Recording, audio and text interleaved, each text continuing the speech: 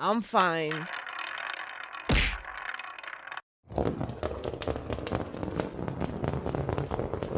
This is Colin McGuigan for IFL TV. Delighted to be joined by the Bishop of Brentwood himself, Mr. Edward Hearn. Edward, do you have a nice morning? You are such a tosser. Tell the viewers what you got up to this morning, mate. Went to mass, and now you're making a joke of it. At your request. No, well, I requested to go to mass. You decided to bolt along with me, and now you're starting to make all these funny jokes. You know, I'm a bit tired, so I'm just going to have some C4. Lovely plug there. Edward, when you were in mass this morning, did you enjoy it? You're a spiritual guy, you told me. I'm a lot more spiritual than you think, and as you get older, you do get closer to God. I thought it was a unique experience for me, not so for you, I understand. But I think it's a nice way to start your day. Always learning, mate, always learning. And you give some money and ask for some change when they came around, yeah? But can you just confirm that's banter, and awful banter as well? No. The poor guy, when he got the $20 and you asked for change. Yeah, Nah, Edward, well, confirm that's not the case just before anyone starts thinking you're telling me. Yeah, they know it's banter. Yeah. Edward, we'll get straight to it. Yesterday was a really, really intense press conference. Have you been a part of anything as intense as that for a while? No, but also I feel like it's a mixture between confidence, enjoyment, banter. Like one of the journos came up to me yesterday and said, "Oh, did you at any stage feel threatened up there that it could spill over?" I was like, "Not really. Like Bill's doing a great job to sell the fight. He believes in his son, and he wants to create that show." And I thought it was brilliant. I mean, it's one of the few times I just sit back and just let him go at it. But there's nothing for me to say. You know, normally I'm trying to entice something out of someone, but these guys feel very strongly about their case. They have to win the fight, and they're both teams very confident they're going to do the business tomorrow night. When you're looking at a fight of this magnitude, does this whet your appetite to come back to San Francisco because of the reception that you've received here? Yeah, I think that, as I said to you yesterday, I'd love to say it was a scientific decision to come here, an analytical decision, but it wasn't. It was just, we know this is a great sports city. They haven't had a fight for over 2 decades. What was the last fight here? Floyd Mayweather in some 2000 arena somewhere in 2001, which is mad when you think about it. And we went to the 3rd Street Gym last night. There's a thriving boxing community here, but of course if you don't have any boxing, it's not going to be thriving. So I don't think that it's just, oh, we could just come here with any old event and it would do well. But the Chase Centre have been incredible pushing the promotion.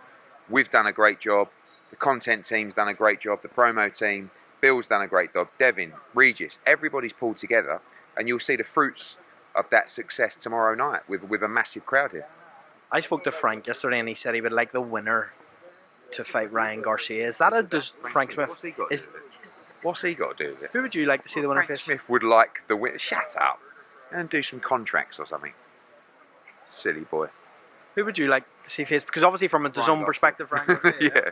No, I think, again, like Ryan Garcia, one of the biggest draws in the division. We've got so many 140s, and every time I say Ryan Garcia, people like Jack Cattrall, people like Richardson Hitchens, will say, "What about me? What about me?" The reality is it's our job to give all of those guys shots at the world title. But we also know that the broadcaster is going to want the biggest fight out there. The biggest fight out there is Ryan Garcia. Now, a lot depends, in my opinion, of how the winner looks tomorrow night. If the winner gets dropped, if the winner struggles a little bit, then I think Oscar will probably come forward and try and push that fight with Ryan Garcia. Now, if Devin Haney comes out and looks sensational and schools Regis Prograis, I don't think they will. If Regis Prograis comes in and dominates Devin Haney and bashes him up and knocks him out, I don't think they will. But he will. Richardson Hitchens will. The winner of Liam Paro against Montana Love will. So they're all queuing up. But obviously the broadcaster and the promoter is always going to want the biggest fight out there. And we know the size of a Devin or Regis fight with Ryan Garcia. Jack Cattrall obviously here. We've seen online this morning Josh Taylor having a pop at you and Matchroom saying that you've offered him an 80% pay cut off of the first fight. Can you confirm or deny that? Off the first fight, I'd be very surprised. If his maths is correct, wow. What were Top Rank doing him, paying him that much money? I mean, we made an offer for a non-title holder in Josh Taylor to fight. This is just a test. Check 1, 2, 3. I reckon that bloke loves the sound. I reckon he's in the shower in the morning, don't you? Like, you know, hey, I'm he's up there going, I'm just going up there and do the sound check. Oh, I hate this part. Check 1, 2, baby. Oh, and let me tell you about that little check, baby. You're ready, yeah, baby. Well, put stood on my blue sweat shoes. Don't think he likes you, He mate. loves it. No, he don't. Can you ask him to be quiet for like another 2 minutes for this interview? He don't want to stop, does he? Stage left, baby. Now, but on Josh Taylor and this pay cut, do you believe that is him just trying to get more money out of Matchroom? Do you believe that this fight will get made? No fighter ever likes the offer. It was our first offer. Josh Taylor lost his belts. He's moving up to welterweight. You know, I had this argument with Sam Jones. Everyone thinks every fight is absolutely massive. Oh, it will sell a stadium. Oh, don't get me wrong, it's a big fight. But we got the numbers we believe in. They've got the numbers. The best way to do it is actually, I think, probably get together and let the fighters own the show. So that's what we'll be going. Look, this is our first offer that was rejected. We'll be going back. We'll be trying to make the fight. But yesterday's price isn't today's price. And the world is changing, the boxing world is changing. And unless someone comes in with a load of money with a site fee, we've got to price the fight right in accordance with the revenue. So, if not Josh Taylor, does Jack Catterall have a really good opportunity to fight the winner of Haney Prograis next? Is that a fight that you'd like to make possibly in the UK? Absolutely.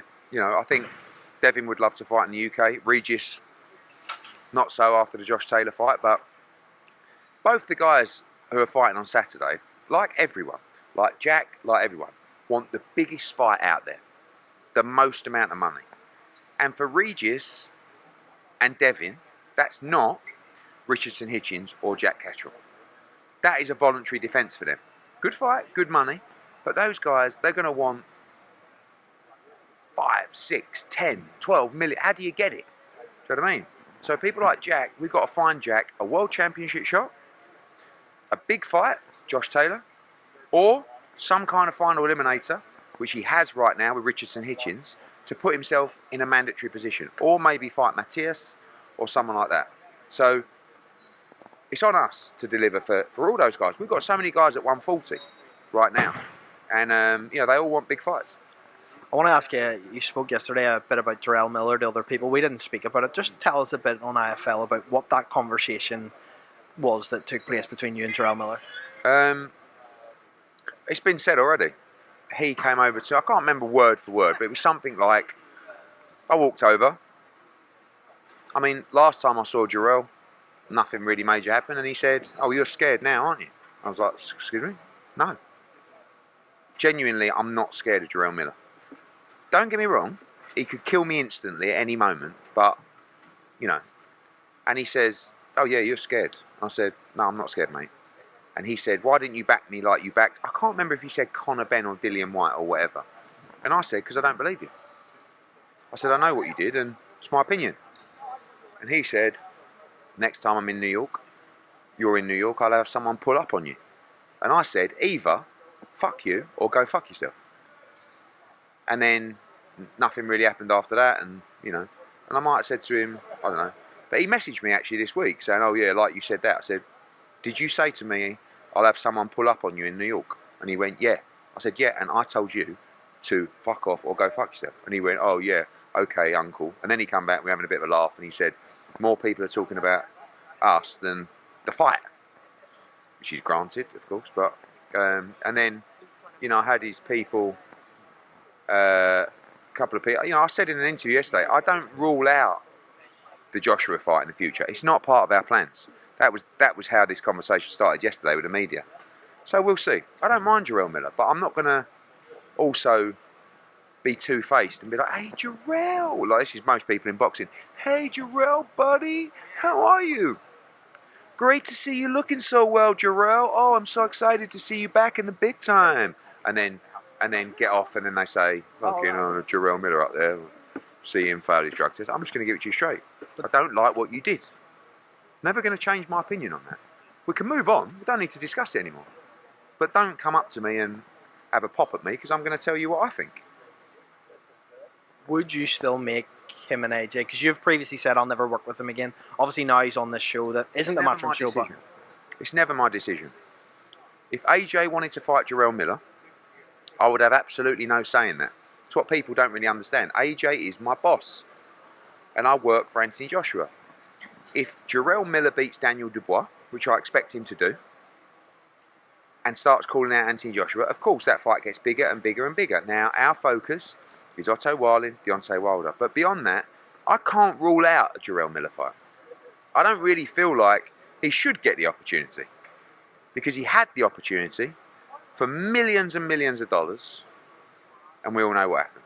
But if AJ wants to knock him spark out, I would oblige. We'll see. Otto Wallin said in a couple of interviews yesterday that he made some comments, but he also said about this rematch clause. He said that you insisted on it. Why is there that rematch clause? What's the reason? Because the people are so thick, including you, if you're really questioning why there's a rematch clause. Anthony Joshua, I never questioned it. Well, you did. Why is there a rematch? You know why there's a rematch clause. Why are you even asking it, you silly sausage? Right? The situation is quite simple. Anthony Joshua, one of the top 3, if not the biggest star in the sport. There's a pool of fighters, right? 10 fighters, where one of them could be afforded the biggest payday of their career by an absolute country mile. It's called Willy Wonka's fucking golden ticket. The C4 has kicked in, unbelievable. This is unbelievable, right? So this is what's happened. Otto Wallin has opened the chocolate bar, and out comes the Willy Wonka golden ticket, right? He's just gone to Russia to fight Gassiev for God knows how much, $100,000, $200,000, and now he's walked into a multi-million-dollar payday, right? Congratulations.